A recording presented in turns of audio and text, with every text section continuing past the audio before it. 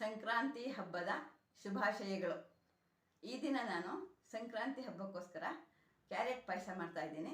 ಅದನ್ನು ಇವಾಗ ನಾನು ಮಾಡಿ ತೋರಿಸ್ತೀನಿ. ಇದಕ್ಕೆ ಬೇಕಾಗುವ ಸಾಮಾನುಗಳು, ಪದಾರ್ಥಗಳು. ಇದು 3 ಕ್ಯಾರೆಟನ್ನು ಸಿಪ್ಪೆ ತೆಗೆದ್ಬಿಟ್ಟು ಬೇಯಿಸ್ಬಿಟ್ಟು ಇಟ್ಕೊಂಡಿದ್ದೀನಿ, ಸಣ್ಣಗೆ ಹಚ್ಚಿಕೊಂಡು. ಆಮೇಲೆ ಅರ್ಧ ಕಪ್ಪು ಬಾದಾಮಿ ಮತ್ತು ಗೋಡಂಬಿ. ಇದು ಬಾದಾಮಿನ ನೆನೆಸ್ಬಿಟ್ಟು ಒಂದು 4 ಗಂಟೆ ಕಾಲ ಮುಂಚೆ ನೆನೆಸ್ಬಿಟ್ಟು ಸಿಪ್ಪೆ ಸುಲಿದು ಇಟ್ಕೊಂಡಿದ್ದೀನಿ.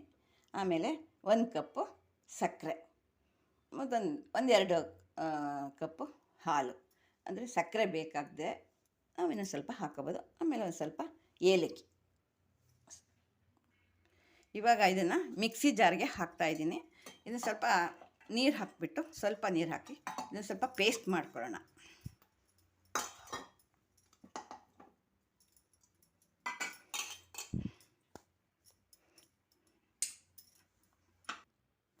ಇವಾಗ ಇದನ್ನು ಚೆನ್ನಾಗಿ ಪೇಸ್ಟ್ ಮಾಡಿದ್ದೀನಿ.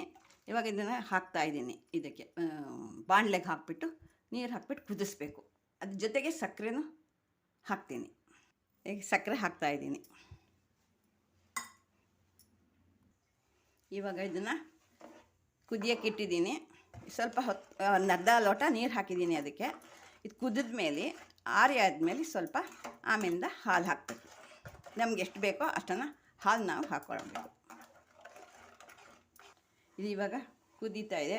ಕುದಿದು ಸಾಕಾಯಿತು. ಇವಾಗ ನಾನು ಆರಿಸ್ತಾ ಇದ್ದೀನಿ. ಆಮೇಲೆ ತಣ್ಣಗಾದ್ಮೇಲೆ 2 ಲೋಟ ಹಾಲನ್ನು ಹಾಕಿದರೆ ಕ್ಯಾರೆಟ್ ಪಾಯಸ ರೆಡಿ.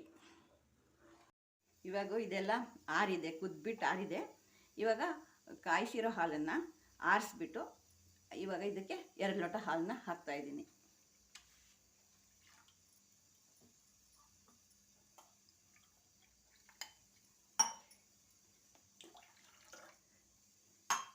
ಇದನ್ನು ಇವಾಗ ಸೇರಿಸಿದರೆ ಪಾಯಸ ರೆಡಿ.